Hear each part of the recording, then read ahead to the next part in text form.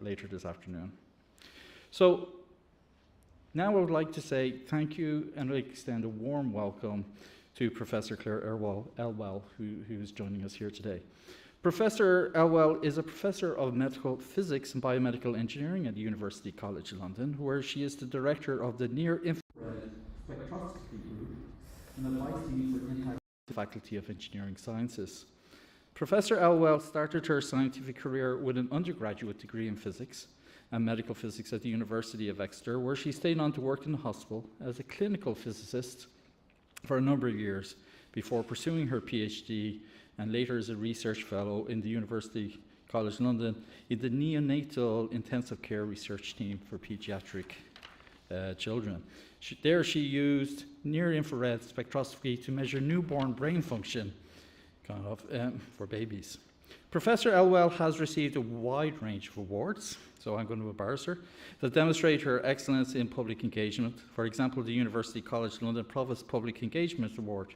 And she also won awards for her teaching and her course for the excellence of her research, including the prestigious Women in Science and Engineering Research Award. She is also the founder and a trustee of the charity Young Scientists for Africa. Her research projects focus on biomedical optics techniques, and she has ingeniously applied these to a wide range of medical areas. Her work has included an impressive list of topics. She has brain development, acute brain injury in adults, infants, sports performance, pediatric cardiology, malaria, autism, and infant malnutrition. She has also leads the BRIGHT project, which is funded by the Bill and Melinda Gates Foundation, and investigates the impact of malnutrition on brain development in infants in rural Gambia, a project which has resulted in the first functional brain imaging of infants in Africa. So a very impressive project. So without going further, we are honored to have her here today for the 2023 Dean's Lecture for the Faculty of Science and Engineering. And now I would like to hand it over to Clare.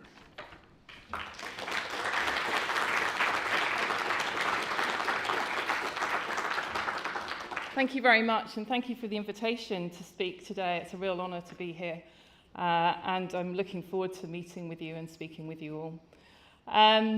As you've heard, my background is in physics. I trained as a medical physicist, and what I'm going to be talking to you about today are new frontiers in brain imaging, and to show how the technique that I've been working on for the last 30 years is really expanding horizons for how, when, and where we image the brain. But I'm going to start with the whole concept of medical physics. So some of you may be aware that last week was International Medical Physics Week, and medical physics really found its birthplace with this guy, Wilhelm Röntgen. And it was Wilhelm Röntgen who was experimenting with what he called mysterious beams back in 1895, who decided that they had interesting properties when they hit a variety of different materials. And he had an idea of seeing what would happen when these beams were passed through human flesh. But instead of putting his hand in the way of those beams, he asked his wife to come in and do the job for him, and thus produce the first ever X-ray image. And this really was the birth of medical physics, because it was from this first X-ray image that the whole concept of understanding the physical principles of something like ionizing radiation and its interaction with the human body to produce a medical image really started the collaboration between physicists and engineers and healthcare professionals. We know from that first X-ray image that imaging now has moved on to be so much more sophisticated. And we expect so much more from our imaging than we ever did before. And in the field of brain imaging, we're used to the idea of systems that look like these. So this is an image of an X-ray computed tomography, an X-ray CT system, and the brain image that produces. Now you can see that this system is big and bulky, and it also relies on the use of ionizing radiation. So even though it produces good images, there are limitations in the use of this type of technology for certain patient groups. Probably the gold standard of brain imaging is magnetic resonance imaging. Again, another large, bulky piece of equipment, and the use of very strong magnetic fields. But the images that MRI produces are absolutely exquisite in their detail. But again, there's a limit to the number of patient groups that we can use with these types of imaging technologies. And I guess what I think of when I really think of medical physics and biomedical engineering is this definition. It's addressing an unmet clinical need with innovative engineering solutions. Now, both of those parts of that definition are so important. We do not want to solve problems that don't exist. We have to be led by the problem. We have to understand what the unmet need is. And secondly, we're engineers, physicists, we don't want to be working on the boring stuff. We want to work on stuff that's challenging and requires innovation. So as you've heard, my first job as a medical physicist was working on a neonatal intensive care unit with these types of patients. This is an infant born at 24 weeks gestation, 16 weeks premature. Now, the chance of survival for this infant is pretty good. The clinical care for these infants has really revolutionised the survival rates for very preterm infants. But the question, the unmet clinical need that was being addressed in the neonatal unit in the project that I was introduced to is, yes, we can keep these babies alive, but we want to understand more about protecting their brains, because preterm babies are particularly vulnerable to different types of brain injury. And what is it that could be done in that neonatal period of intensive care that could help to protect these babies' brains? And it was that unmet clinical need, that question that came from the clinical team to a group of physicists working at UCL that prompted the idea of thinking again about how we image the brain. And for this, as physicists and engineers, a nice, comfortable place to start would be to look at the electromagnetic spectrum. So we're familiar with different parts of the electromagnetic spectrum being used in medical imaging. Radio waves are core to the use of magnetic resonance imaging, and also, most obviously, the use of X-rays, soft X-rays, lower energy X-rays to produce medical images, just using a contrast method like Röntgen did, or gamma rays looking at radiotherapy.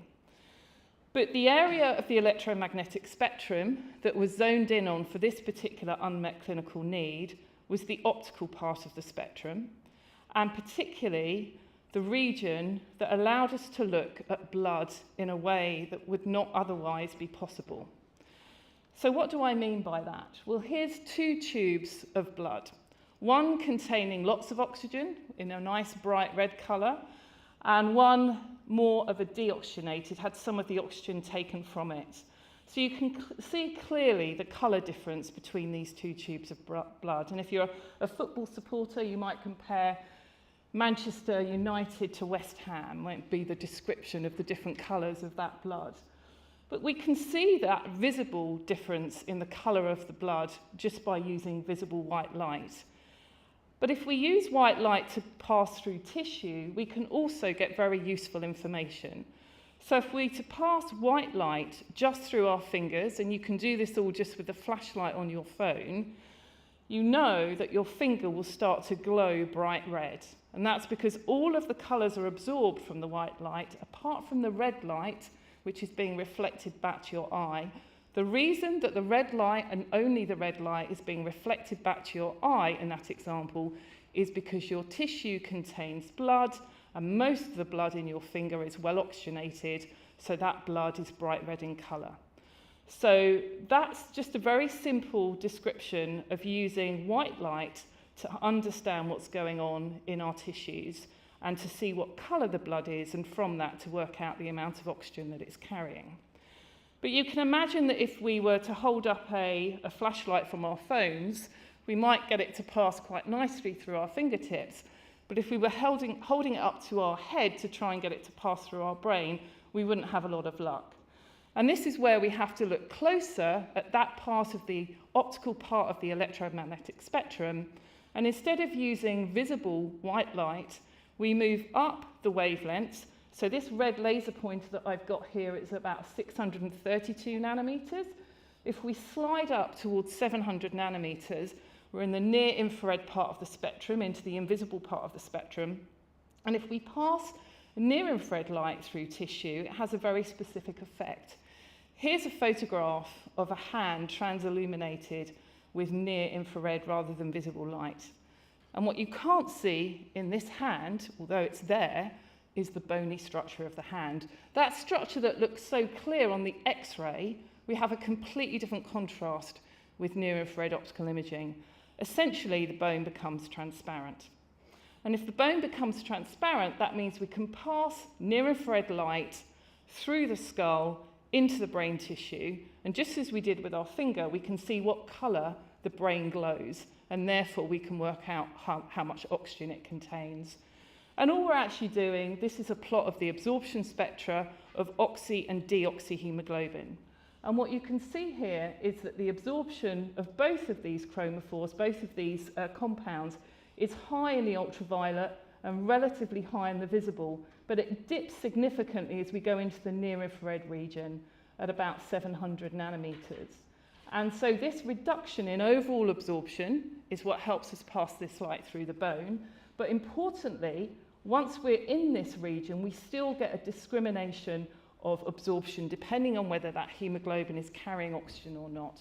So if we looked at blood in the near infrared part of the spectrum, it would still look a different colour, just as it did on that slide with the two different tubes. It's just that we're looking at it now through the bone and directly into the brain.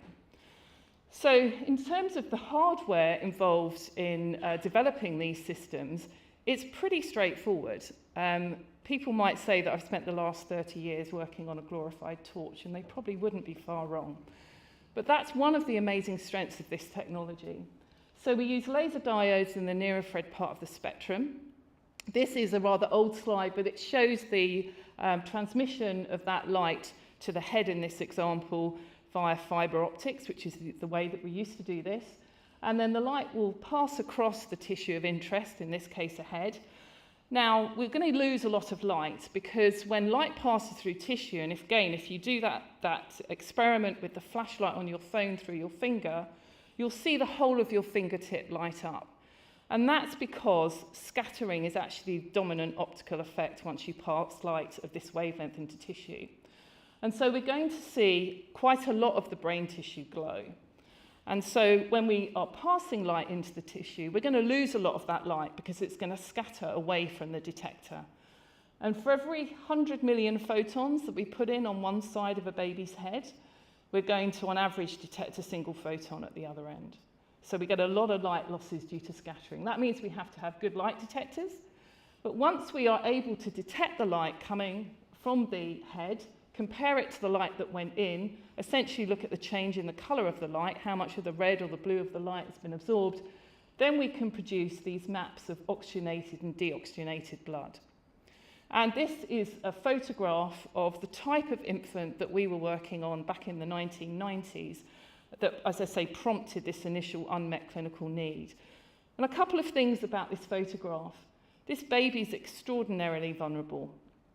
The real business end here in this photograph is what's keeping this baby alive. The baby's ventilated, it's being fed via a tube through its nose. It has a number of monitors on its chest. And so any type of imaging that we're doing with this baby has to avoid interfering with any of that life support quite clearly. And so the optical fibres from our near-infrared spectroscopy system are these two black probes on the baby's infant's head here. And this is really away from the business end of keeping this baby alive. So the context of these measurements is absolutely critical. And actually going back to the photograph that I showed you earlier, on that photograph are actually two of the optical fibres going up to the baby's head and what we call optodes, the optical probes that are shining and delivering and collecting the light from this baby's head are just under this little crocheted bonnet here. And so we, in this way, can provide continuous measurements of brain oxygenation at the bedside, completely non-invasively and completely safely. So the level of light that we're using to transilluminate this baby's brain is very low, well below the laser safety standards that we are bound to with the use of this system. And because it's so low, we don't have any heating effects in the tissue. The heating effects also are avoided because of the amount of diffuse scattering in the tissue, so we don't have local hotspots. And this means that we can actually monitor babies of this type for hours and hours on end. Some studies have extended it up to 24 hours. So we don't need to move the baby, and everything can be done at the cot side, which really revolutionises the way that we start to think about understanding infant brain and the way in which oxygen is delivered and used by the infant brain. And just to give you an example of the type of data that were collected in the earlier days with this very simple system with a single source and a single detector fibre, so essentially a single channel of information, I just want you to look at the red line on this plot here. So this is the oxyhemoglobin in this baby's brain. This is the oxygen, essentially the oxygen level in this baby's brain. And the scale here is minutes. So we can see that things are generally okay at the beginning, and then something happens that creates a rather dramatic reduction in the oxygen levels in the baby's brain.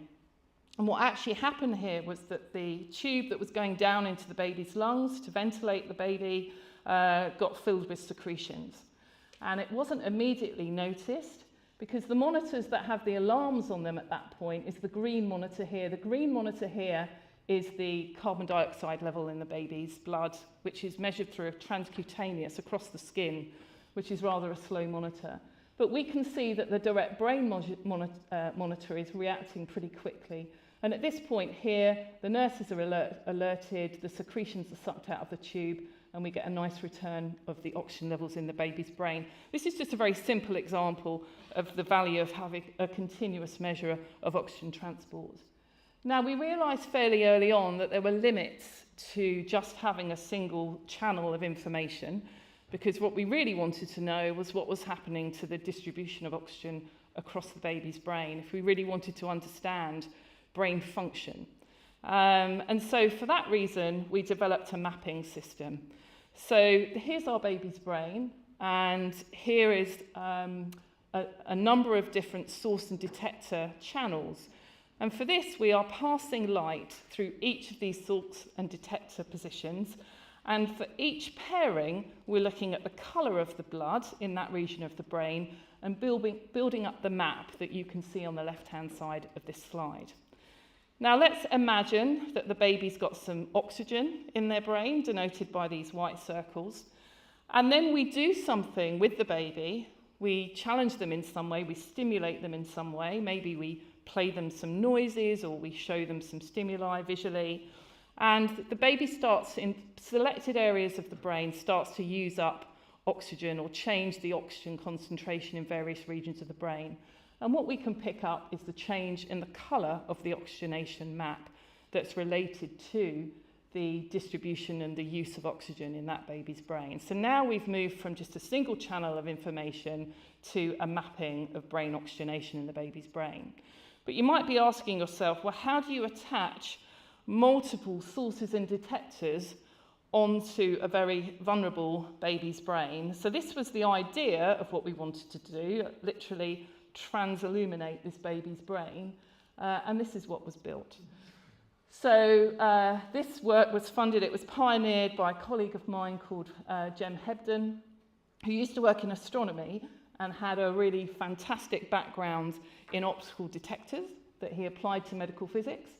And so this system was developed expressly with the view of producing these oxygenation maps in babies' brains.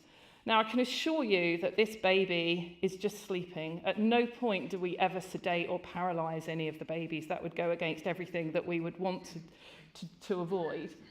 And so the engineering that went into developing this headgear, as you can imagine, was quite intense.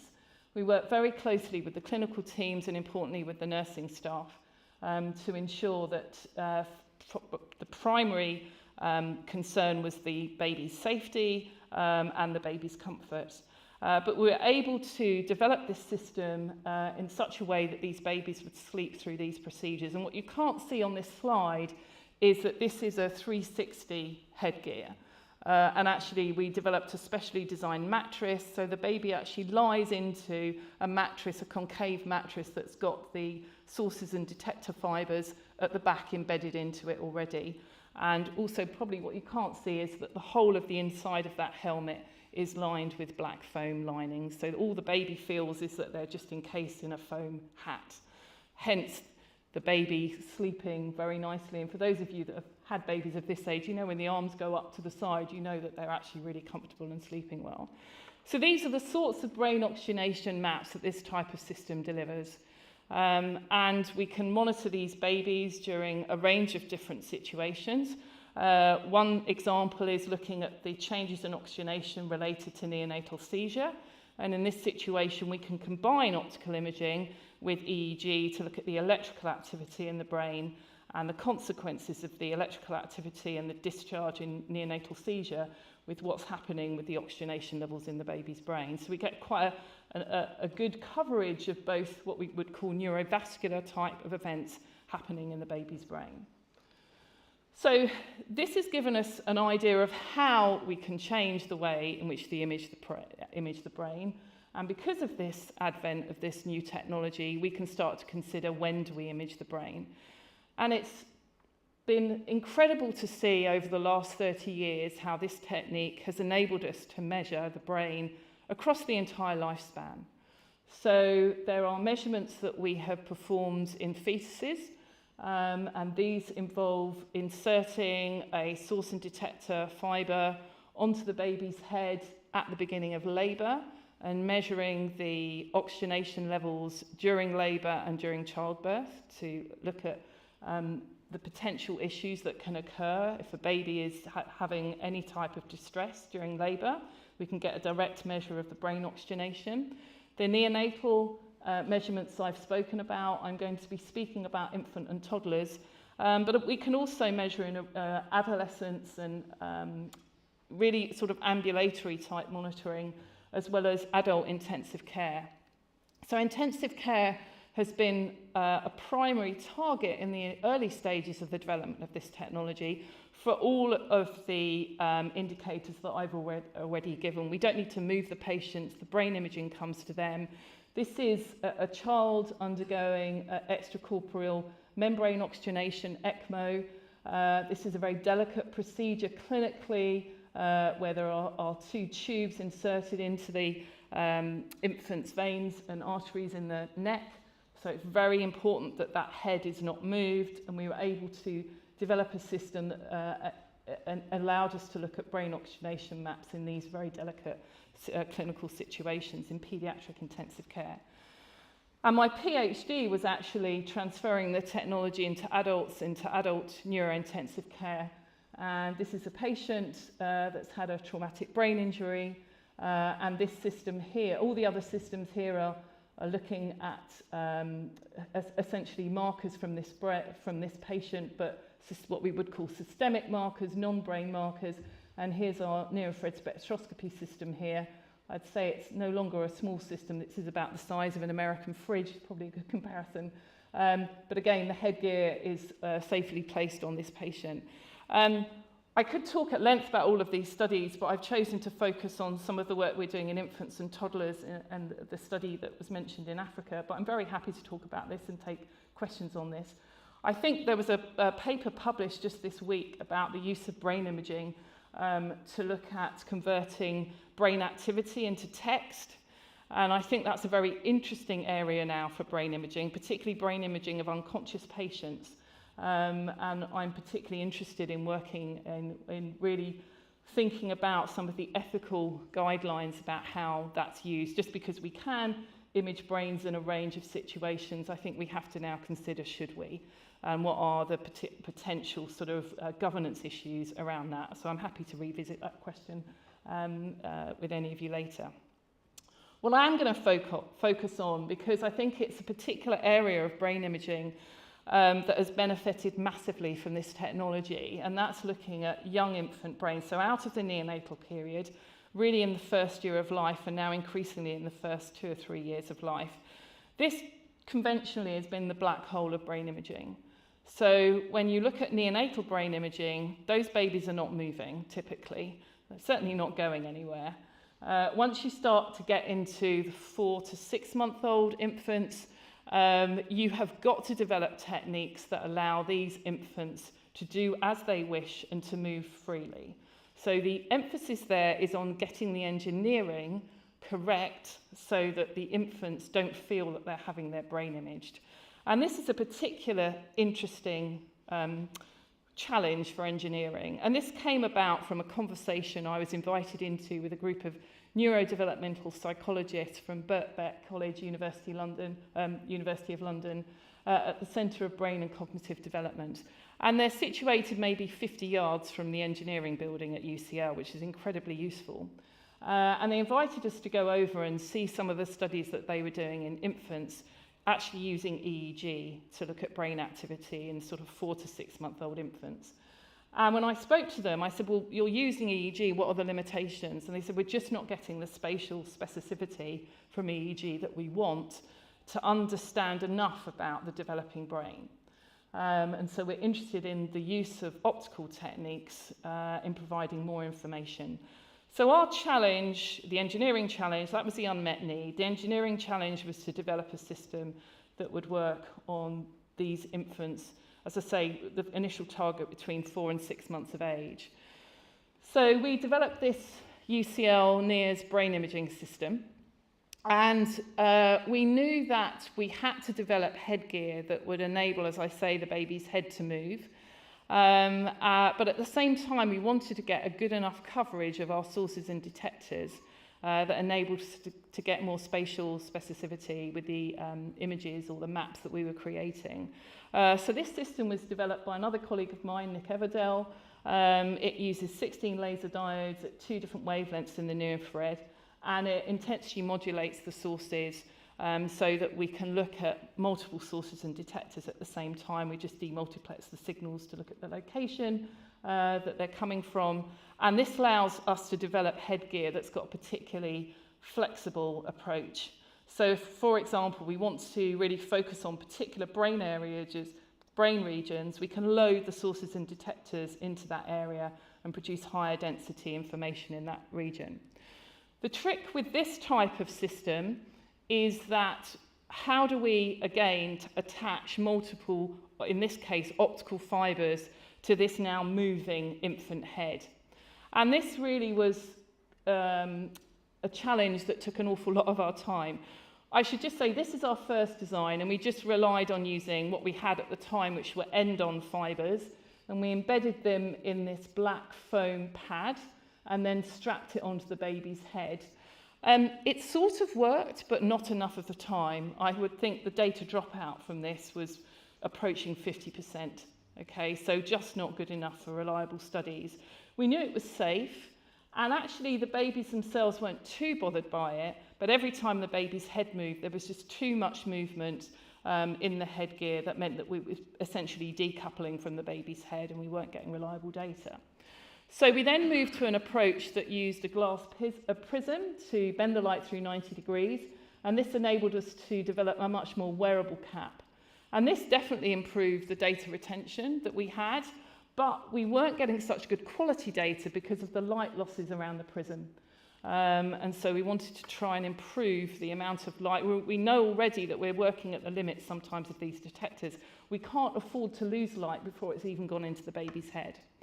So we then teamed up with a fibre optic company called Loptec from Germany, and they developed for us, which was fairly innovative at the time, curved optical fibres. And so this really was a game changer in the way that we could then produce these optical probes that were essentially plug and play. So we could create a range of different arrays and just plug the source and detector fibres in to create the type of coverage that we needed. And this allowed us to measure hundreds, if not thousands, of babies, now really looking at focusing on this period between 4 and 6 months of age. And so what we were doing with these infants specifically was looking at brain function. So here's our infant with the brain imaging gear, and I'll show you in a moment the type of studies that we do with these babies, showing them a range of different stimuli, visual stimuli. And what we're doing when we do this is we are essentially activating regions of the baby's brain. And as we're doing that, we change the oxygen delivery to that part of the baby's brain. So you're all looking at me now, and you're looking at me waving my hand, you're listening to me. So the brain regions that are responsible for processing that information are working quite hard, and as they do that, they start to use up the local oxygen supply, and so an increase in oxygen delivery is promoted to that region. And so we measure that change in the colour of the blood produced by the increase in oxygen delivery to these specific brain regions as a change in our oxyhemoglobin signal that I've shown you already. So this red increase in the red signal here is the influx of oxygen to a region where the oxygen's being used up. So it's like a supply-demand signal that we're measuring. And so what we're looking at here is the increase in oxyhemoglobin in response to neuronal activation. And this is really the signature to show us that we're looking at brain activation. Now, for those of you that might be familiar with functional magnetic resonance imaging and the BOLD signal, the blood oxygen level dependent signal, that's really originates from the decrease in deoxyhemoglobin that we also measure with NIRS. And this is generated from the washout of deoxygenated blood. As we bring the fresh blood in, we increase the oxygen levels and we wash out the deoxygenated levels. And so the blue deoxygenated signal here is really the basis of the fMRI BOLD signal. So if we measure this type of signature across all of these different brain regions from all these different sources and detectors, we can reconstruct it to produce an image of brain oxygenation, similar to the one that I've shown you before. So in this example here, we'd say that neuronal activation is focused around this region here because we're seeing this bright spot on the oxygenation image. So that's the principle of what we're doing with this type of study. And so what we were doing in this study was looking at the infant's response to a range of different human or social cues. And that's because the neurodevelopmental psychologists we're working with are interested in looking at early markers of autism. So these babies are studied between 4 and 6 months of age. You can see sitting very comfortably on their mum or dad's knee. They're engaged with the type of visual stimulus that's being shown to them, and they're also being exposed to a range of auditory stimuli. So stimuli that would be, auditory stimuli that would be human, like non-language human, so things like laughing or coughing or sighing, as opposed to a non-social visual image, which in this case would be like a tractor or a helicopter. Cars are not good because they look a little bit too human. And a non-social auditory stimulus, things like keys jangling or something rattling. So we expose the babies to this contrast in social human stimuli and non-social, non-human stimuli, and we're looking at the differences. So now this video is just going to show you what the behavioural psychologists have known for many years, that an infant's behaviour changes when they're looking at a human or social image. So just to orientate you, we're viewing this from behind the screen, or filming this from behind the screen that a baby's looking at. The baby's wearing our headgear, and the baby's looking at a range of different images. Now, at the moment, they're looking at the trains, tractors, non-social images, and the baby's not very interested, fiddling with her blanket, not really that bothered. And in a moment, you'll see the actress come on the screen and do Itsy Bitsy Spider, here she is, and you can see the behaviour of that infant change very clearly. So behavioural psychologists have already known that the looking time of the infant, when a human social image comes on screen, extends. So we know that the babies are responding to that image, but the question they had for us is which part of the brain is responsible for that infant identifying that stimulus as being social and human.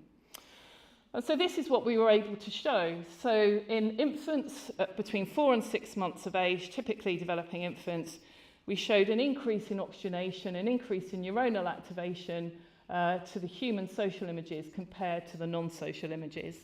And when we looked at the different brain regions that we're measuring, we saw this response was focused over a region called the superior temporal sulcus, the STS, which is just behind the ear here. And it's actually the region that you're all using as adults now to interpret me as a human. And what we were able to show in these infants as young as 4 months of age, that this brain region was maturing already at that point. So it's the same brain region that would go on and enable these infants to recognise human behaviour.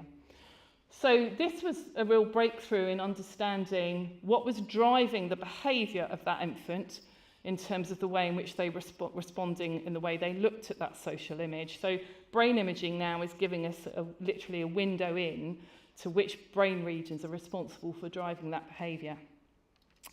So my colleague Sarah Lloyd-Fox, who was initially my PhD student and then moved on to be a postdoc and is now a UKRI fellow, really pioneered this work. She's a neurodevelopmental psychologist. She really was responsible for honing the headgear for these studies in babies, and also coming up with the protocols that in this case allowed the investigation of 2 different groups of infants. So this is a study in which infants were studied, first of all, a group of infants at low risk of autism, and again, all these infants were studied between 4 and 6 months of age. Now, for context, autism isn't diagnosed typically until the 2nd or 3rd year of life, and it's diagnosed through clinical behavioural signs. So all these studies are being performed way before any clinical diagnosis of autism. So Sarah performed these studies in a group of infants at low risk of autism and saw with the social visual stimulus, as I've already shown you, an oxygenation response indicating neuronal activation to this social response. She repeated the study, an identical study, in a group of infants at high risk of autism, and they were defined as such by having a sibling with autism, which dramatically increases their chances of going on to develop autism. And so, again, all infants studied between 4 and 6 months of age, and these were the data in the 4 to 6 months with a high risk of autism. So we can see a vastly moderated response to these infants seeing a social visual response. So this work was done and published when these infants were in the 1st year of life, and then Sarah followed them up again once they had reached the age to undergo a clinical assessment for a diagnosis of autism.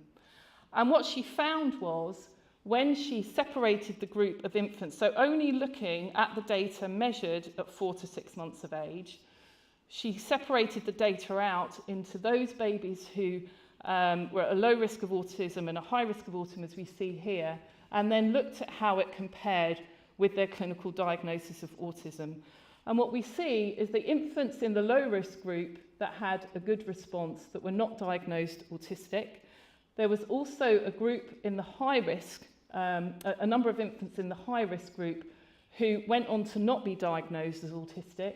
But those infants in the high risk group that had this moderated response that did go on to receive a diagnosis of autism, as you can see, had a significantly different response at 4 to 6 months of age. And it's also important to say that in these infants, there was no difference in the behaviour of those infants at 4 to 6 months. So the looking time at those infants at the various visual stimuli was no different. So you couldn't have detected any differences in those groups just by looking at behaviour. And this is really the first study that showed that functional brain responses that are measured very early in life, before 6 months of age, are associated with a diagnosis of autism in toddlerhood. So again, the idea that we can see with brain imaging things that don't become evident until quite a bit later, if we have to wait for the behavioural signs. So the other type of opportunity that's arisen from the use of this type of brain imaging is to do much more naturalistic type of testing. And this is an example of some work from a group in Budapest who have been using a single brain imaging system, but they split the optical sources and detectors into 2 different headgears and measured 2 infants simultaneously.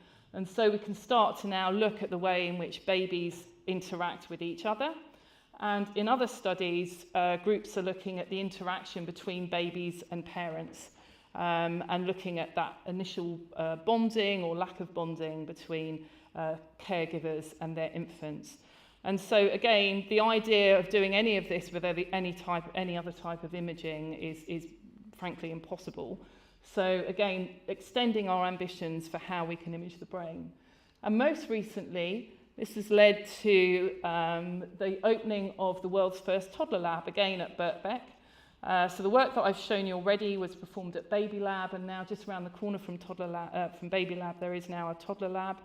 And what's really special about this space, amongst many other things, is the inclusion of a virtual reality cave.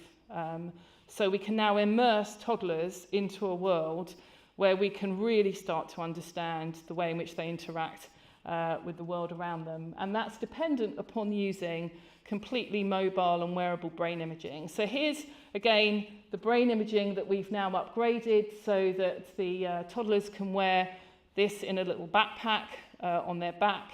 And this child has on it a number of different brain imaging. So we've got the optical fibres, we've got a couple of EEG fibres, and then the glasses that the baby's wearing are looking at eye tracking. So these have been specially designed to enable us to see what the infant is looking at and where they're spending their time gazing. So we place this onto the baby's back. And then this is an example of the introduction of avatars to the baby. My name is Catherine. What's your name? Hello, my name is Fred. What's your name? We have just got this new bubble machine. Who do you want to play with? So the infants or the children get to choose an avatar that they'd like to play with in the virtual reality setting. And then they go ahead and play a range of different games with this avatar. And one of the studies that's ongoing, one of the postdocs that's working in this team is looking at studying empathy in toddlers. So the idea that they would get to know an avatar of their own choice, and then maybe the avatar might fall over, and then we're looking at the brain response of the child to what happens to the avatar, to look at the development of empathy. But really the ambitions in this space are endless. And so the combination of all of these different technologies with wearable brain imaging is really revolutionising, I think, what we're really going to understand, again, about an area, an age group of brain imaging that really hasn't been extensively studied at all. And finally, I just want to touch on the challenges that we've set ourselves in understanding where we can image the brain. So everything that I've shown you so far, and actually my career up to 2011, was entirely focused on extraordinarily high-resource settings. I was lucky enough to work at a centre of excellence for brain studies in London, both clinical studies in neurointensive care, Birkbeck with these amazing facilities looking at babies and toddlers. And during this time, I got involved with a study looking at cerebral malaria, which involved us sending a system out to India to look at the impact of malarial coma on patients. I didn't go to India with the system. We trained some medics up in our lab and sent them off with the kit to India. And we published it. The study actually didn't go very well. It didn't pan out as we hoped it might. There were some technical issues in the hospital where we were trying to do the measurements. But I was very keen that the postdoc who'd worked on that project incredibly hard got some output from the study. So I encouraged her to write up a conference proceedings paper of 5 pages, just to report some of the findings, although limited findings that we had got. And I had to be honest with her and say, I think you need to write this paper, but I really am not sure who's going to read it.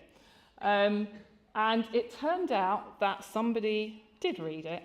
And this person was Andrew Prentice, who works at the Medical Research Council International Nutrition Group. So Andrew and his colleague Sophie Moore are based at the London School of Hygiene and Tropical Medicine, and their colleague Mamadou Darbo is based at a field station in rural Gambia.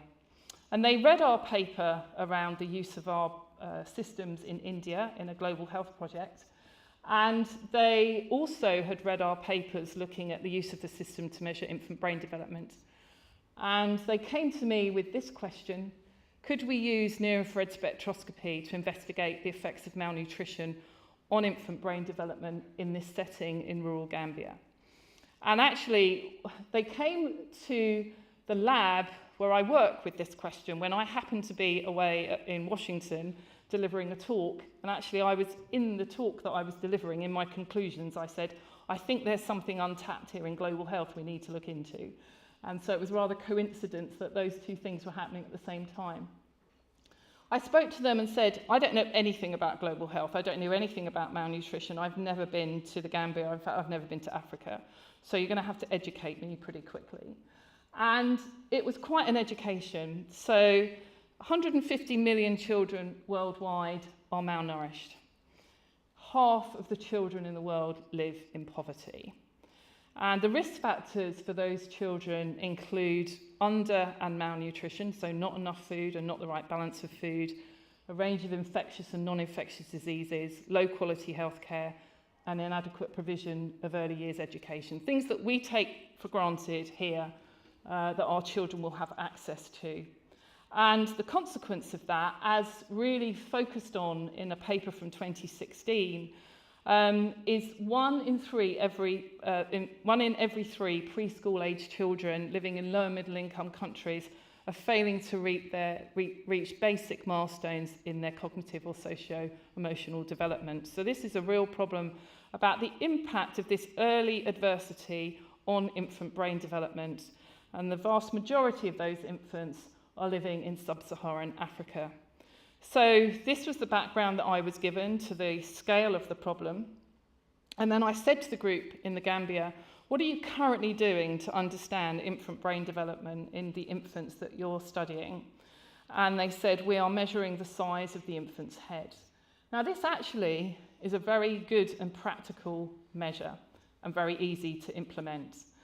And the data from these measurements of head circumference in the Gambian infants, so this is a cohort of infants born in the West Kiang region of the Gambia. This is a Z-score of head circumference as a function of age for boys and girls. And normal healthy growth would be on or above the green dash line at the top. And we can see that all of these Gambian infants in this region are failing to achieve that head growth. So they have head growth faltering. And so, not unreasonably, the suggestion is, if the heads are not growing, why not? Is that because the brain isn't growing sufficiently and not developing in the way that it should? So this is a marker which is incredibly useful. But again, it doesn't tell us what's actually going on inside the brain. So that hooked me into this problem, even though I felt very much out of my depth. And I said, okay, if we're going to do this, we're going to need some cash. And at this point, I was introduced to the Bill and Melinda Gates Foundation, which, like many of us, I'd just heard of, but didn't really know very much about. But I was specifically introduced to the Grand Challenge Exploration Grant Scheme, and I liked the sound of this for the following reasons. The applications were short, which is always good. In fact, they were only 2 pages long, and the budget section was 2 lines. Very nice. And they encouraged daring and unconventional ideas. And because I had absolutely no idea whether this was going to work, that sounded like a good thing. The initial slug of money was $100,000, but if you got through phase 1 and showed some value of the work that you were doing, you could apply for phase 2. The success rate for phase 2 funding at that point was less than 1%. So it was a carrot, but it was a very small carrot, a very long way away. But I had my eye on the fact that there was extra money potentially that we could get our hands on. So with $100,000, the day it was transferred into the UCL account, it was a bad exchange day. It was £57,000. We managed to build a scaled down system of a brain imaging system, a version of a brain imaging system, and we put it in a box and carried it with us as excess luggage out to the Gambia. Along with some other pieces of kit that we had in our suitcases, this was our brain imaging setup when we arrived at the field station. Now, the field station at that point had no running water or electricity supply. It had an electrical generator and a water borehole. But we were given a disused space to enable us to do some studies, not at all like the space that we were used to working in Baby Lab. And this is what happened that morning once we got all the boxes out of our various cases.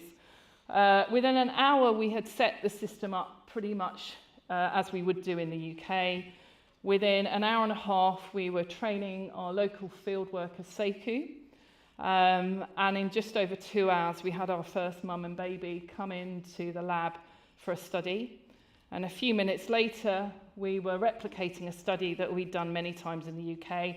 The study, again, where we look at social and non-social. The only adaptation we'd done was refilm the videos with Gambian actors. And then just a few minutes later, we had completed our first brain imaging study. And this little chap looks very surprised, and as he should be, because we were. It turns out this is the first baby to have their brain imaged in Africa. And this was 2012.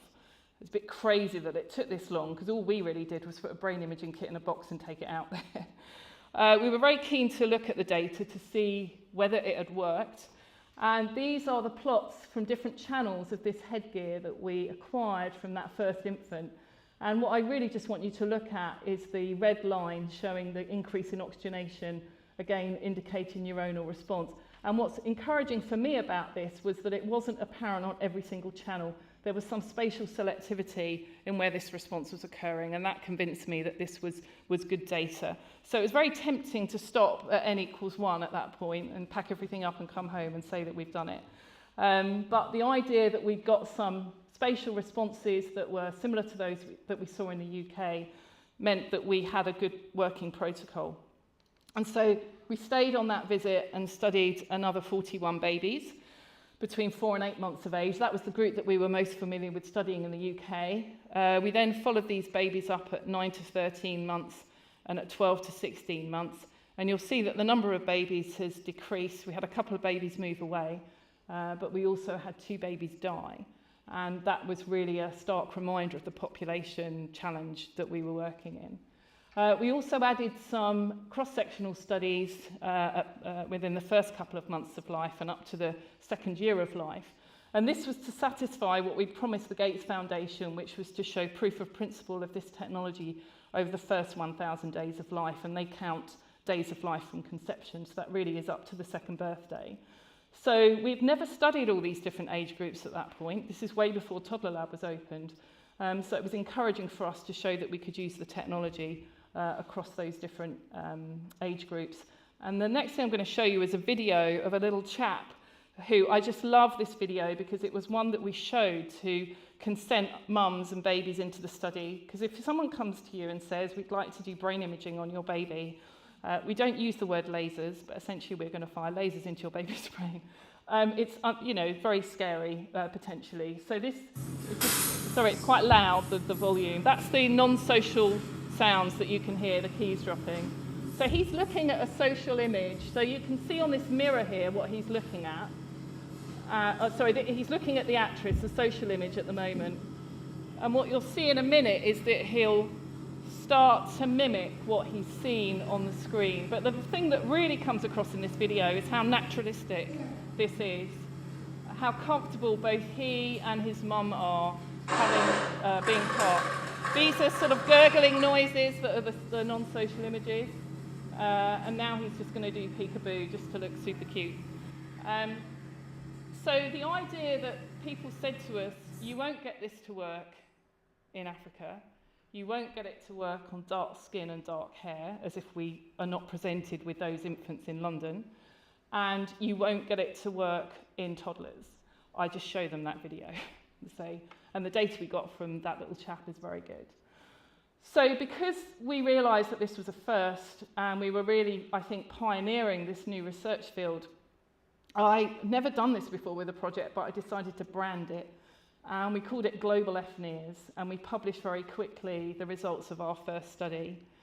And then I decided to take a sabbatical, which took me all over the world, because I needed to understand the context more about these challenges in global health. And I went to many global health conferences as the only non-global health person there, certainly as the only sort of physicist stroke engineer at these conferences, the mad woman talking about brain imaging, because for good reason, global health researchers had never understood or thought possible that brain imaging was within their reach, was something that they could implement in their studies, even though they wanted to. They hadn't seen a technology that would enable them to do that. One of the visits that I did as part of this sabbatical was to the Gates Foundation in Seattle for a conference for Grand Challenge awardees like myself. And that included a poster session. And there were about 400 posters in this session, and it was very busy. And without any warning, this chap came and spoke to me. So my colleague took this photo and timed the interaction I had with Bill Gates, which was 7.5 minutes. So I show this as an example of the value of science communication. I had no idea this was going to happen, but I knew that this was an incredibly important elevator pitch. We've got some initial funding, but I was really pushing hard to get a lot more money out of the Gates Foundation, basically out of his pocket. So I just tried. He's a tech guy. I knew that he wouldn't know the detail of what I was talking about in the background, but I knew that he'd be lit up by the technology, excuse the pun. So I was really trying to get him excited about the potential for this technology. And this conversation, plus a site visit to London, plus extraordinary amount of work by the entire team, led us to another tranche of funding that enabled us to set up the BRIGHT project, the Brain Imaging for Global Health project. And this is a project that's really expanded into something of a monster that I never imagined that I would be leading. We basically recruited infants in the Gambia in the UK, 225 infants in the Gambia, 60 in the UK, and followed them up from birth to 5 years of age with a range of different assessments. We looked at their home environment, caregiving practices. We did brain imaging with both near infrared spectroscopy and EEG. We did behavioural measures of eye tracking, parent-child interaction. We looked at questionnaires. We did biological samples, growth measures, infant development, and we looked at parental mental health. And this study now is producing the most incredible wealth of data of a population that's never been studied in this way before. And it started by looking at brain imaging, but I knew that we had to put the brain imaging into context. Again, as I've said many times already, how does the brain imaging add value to what we already know from the behavioural markers that we have? And what was really rewarding was I went to a Near Infrared Spectroscopy conference and spoke about this work and really gave a call to arms to other researchers in the field again and said we need to start looking at our responsibility as developers of technology of how we can apply it in global health settings. And as a result of that, we have a collaboration now with a group studying infants in Bangladesh. These infants have different early adversity challenges. Many of them are born in urban slums, so there's a high degree of diarrhea disease. So they might have access to nutrition, but the diarrhea means that they're not absorbing the nutrients that they should do. So we developed a system for them to use, and we shared our protocols with them, and they just refilmed them with Bangladeshi actors.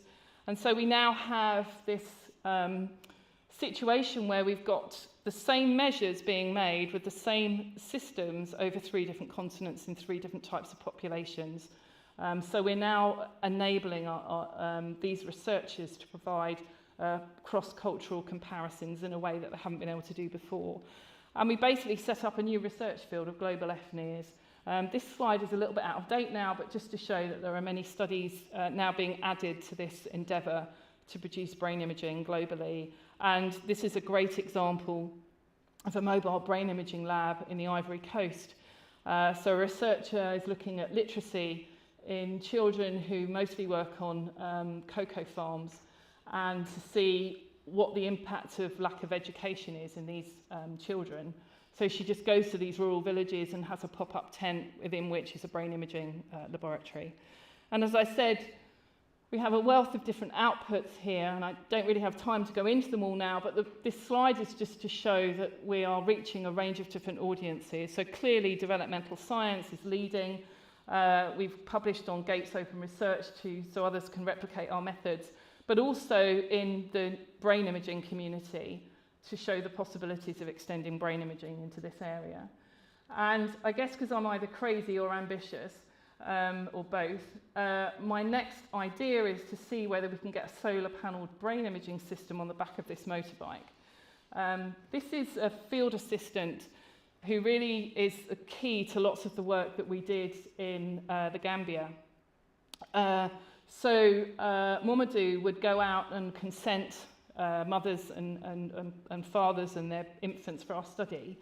And then we would arrange for those families to be brought in via Land Rover to our clinic. So I'd like to cut that particular part of the process out and have Mamadou carrying the brain imaging system on the back of his bike and have proper screening actually in the compounds and in the communities. Because the challenge I set my team was we're competing with a tape measure. So even though we think our imaging is non-invasive and easy to use, you know, we are competing with a simple tape measure. So let's see how we can create a system that enables us to deliver at the point that it really needs to be completely accessible. So I'll stop there by thanking everyone who's really produced the data and the slides that I've shown you this evening, and the funders for the work. And as you can imagine, it's been a real cross-disciplinary effort, both in terms of funders, but also in colleagues from a number of different disciplines. And a particular thanks to the whole of the Gambian team who've made the BRIGHT project possible, and without whom we really wouldn't be able to have even thought about doing this work. And one of the real other ambitions is to create a centre of excellence for capacity building in Africa, so that these extraordinarily talented African scientists can become the trainers of other African groups looking at brain imaging. Thank you very much.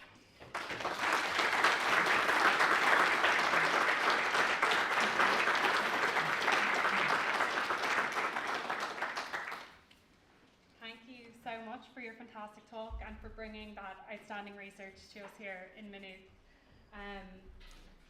Before we move to refreshments outside, we do have time for questions, and I'm sure there are some in the audience here. We've had a few coming in online already.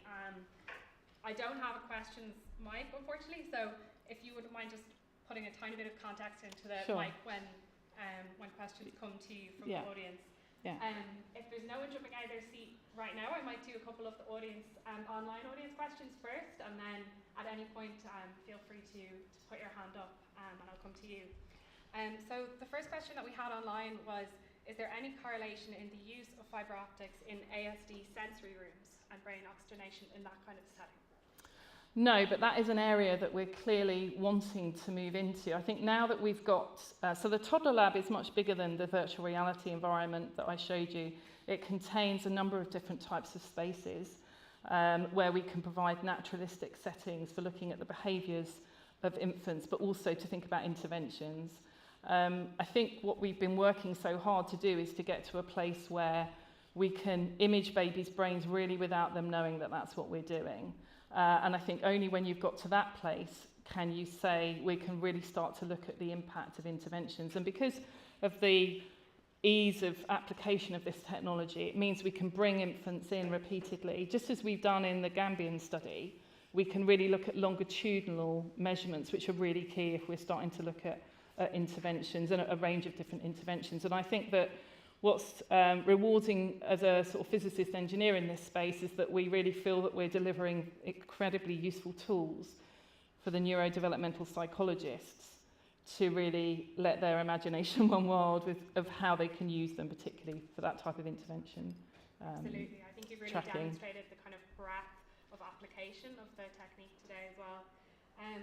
Another question that we had online was asking what your thoughts are on the use of of transcranial stimulation using the near infrared light in treating or studying neurodegenerative diseases. Yeah, so the idea of transcranial stimulation is a particular type of technique which relies on either magnetic or electrical stimulation. So there's been work done in Parkinson's patients with that. The role that near infrared has played in that area partly has been in patients that have metal implants. So ordinarily you would really want to do quite high spatially resolved structural imaging in these patients, but that you can't do that if they have a metal implant. You can't do that with MRI if they have a metal implant. So near infrared is being used in some studies to provide measurements of function in Parkinson patients and their response to that type of stimulation. So I think it does have a role. I think that as with everything that we're doing, we really need to, again, I'm going to overuse this phrase, but it's so important. We need to know what the unmet need is. So for those patients where you can get them into a high-resolution MRI scanner, get them into a high-resolution MRI scanner. So we need to know where the specific value of this type of imaging is for different types of patients. But that's a good example where work is being done. I don't have the details, but there's definitely work being done in that area. Brilliant, it's great to hear. We have a question here. Very wonderful presentation. When you're creating your brain images, your mapping, are you just looking at cortical regions, or are you able to look at subcortical regions and differentiate those subcortical regions? Yeah, it's a really good question. So I could have filled, as you can imagine, an hour on the image reconstruction. So it depends on the type of system that we're using. So the system that I've described here is what we call a continuous wave system, where we're looking at changes in intensity. So there are time domain systems where we can look at changes of time and flight. So those systems have been used to look across a whole infant's head. But there's a limit because of the amount of attenuation of the signal. We're limited to about 7 or 8 centimetre diameter. So with those systems, you're looking at full transmission, and you can start to look at deeper cortical structures. But you have to be minded by the fact that you're looking then at using Monte Carlo modelling of photon density to look at the amount of light that's reaching different regions. So there's the physics that limits you there, and essentially it's the scattering that limits you there. But that's an application that's also been used in breast imaging. So there are systems now that are non-invasive breast imaging systems where a woman will lie on her front and there'll be a cup that the breast sits in, and the optical fibres, just in the same way that they wrapped around the baby's head, will wrap around the breast, and we can look at differences in oxygenation across regions of the breast that might be indicative of tumour angiogenesis. So the answer is yes, we can look at deeper structures in the cortex, but we need to have the correct type of engineered system to do that. So most of the maps that I've shown you have been maps of cortical oxygenation, and for lots of the applications, that's where lots of the interesting stuff is happening. Yeah. Excellent. We actually have a few more online questions as well. So you had mentioned about skin and hair colour, and that there had been discussion as to that these might affect the results, and there was a question just regarding the effect of those on data gathering. Yeah, so I think, okay, so I actually, after the malaria study that we did, I wrote a grant to the Medical Research Council on a whim really, and said I think we should be doing more brain imaging in global health, and maybe malaria is a good initial target. And you know when you get reviewers' comments on a grant and you think, oh, what's the overall feeling? There wasn't any of that. It was an absolute resounding no. It was absolutely trashed, the grant. And one of the criticisms was, why don't you use MRI? It's because it's generally not available in these settings. And the skin and hair colour will be a real challenge optically. And I knew that wasn't true because of the number of dark-skinned babies we'd already studied in London. And when we went out to the Gambia, just as a provision, we engineered the system so that we could just slightly increase the exposure, the intensity of the instant light going into the baby's head. We never needed to use that. So I think, you know, the theory shows that it's not a problem, but there just seemed to be this thing. Now, the thing that's important is that things don't change during the study. So if you have something else, like a much bigger effect that you should be aware of, is particularly in adults, if you did something that made the skin blood flow change, that would be problematic. So we did a sequence of studies to test a system where we gave people in our lab anagrams to solve. And they were variously good at solving anagrams, but worse than that, they were really over-competitive about solving anagrams. And when they realised they weren't going to solve a particular anagram, they got quite het up, or they got quite embarrassed, and then they started to blush. And that was not good, because then we had a change in a sort of what we call an extracerebral layer during the course of a study, which is not good. But things like skin colour are not going to change. The hair was interesting. More to the point, it's about making sure we got good coupling of the headgear onto the infant's head. When we started to measure older infants in the Gambia, lots of the girls had their hair braided, and we knew that we couldn't place our sources and detectors over the braids. So we spoke with the local mums and showed them the headgear design that we had, and they came up with a braiding pattern so that we could place our sources and detectors around the braids. So, you know, it's not rocket science. So, it's not a problem. And as long as you're working in collaboration with the people that are helping you with your research, then you can overcome most of the problems. was another question online regarding confounding factors, and the question was regarding that different children might have different familiarity with screens before coming into your study, and would that have any impact on the results? Yeah, so what's really interesting is that we saw a real change from the beginning of our study, even over the last... So we started our BRIGHT project in the UK and the Gambia in we actually started data collection on the main project, longitudinal project, in 2015. And there has been a big change in screen use in the UK infants at that time. And so we introduced separately what we call a tablet task, which is looking at an infant's association with using a touch screen. In the Gambia, most of the infants have not interacted with a touch screen. They will have seen a mobile phone, but not seen it as something that they interact with. So we have had to look into how that might affect. Now, what we should just remember is that the screen is just a conduit on which we deliver a stimulus. And we're always looking at a difference between two stimuli. So that's really something that we have to bear in mind, that we're constantly looking at a change within a set context. But it's definitely true that the behaviour of infants and screens has changed, even in the last few years. Yeah, absolutely. Yeah, David. Great talk, thank you very much. Two questions, if that's okay.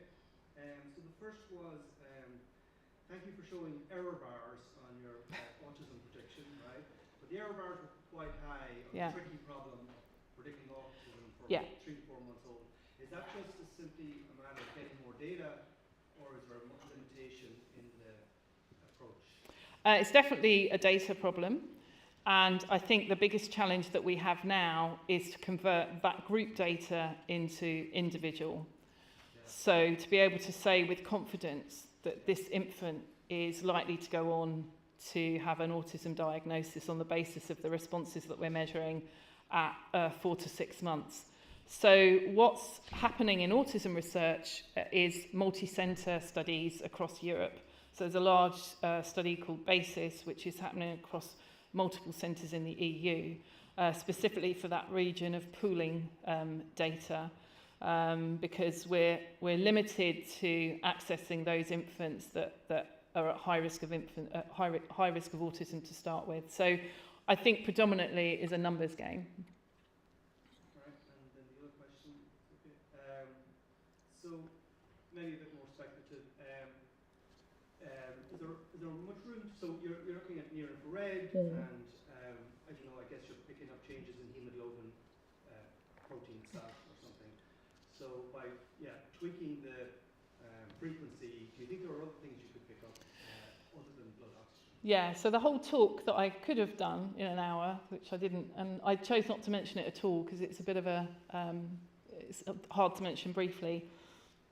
There's a chromophore cytochrome oxidase that sits in the middle of the near infrared. It's got a much broader absorption peak, so you need many more wavelengths to spectrally resolve the changes. But it's actually what you want to measure. And actually, the person that first developed near infrared spectroscopy for in vivo studies was a guy called Franz Jobsis, and his initial target was looking at the redox status of cytochrome oxidase. So it sits in the respiratory electron chain, and it's essentially an enzyme which is responsible for oxygen utilization. So it's what you want to know.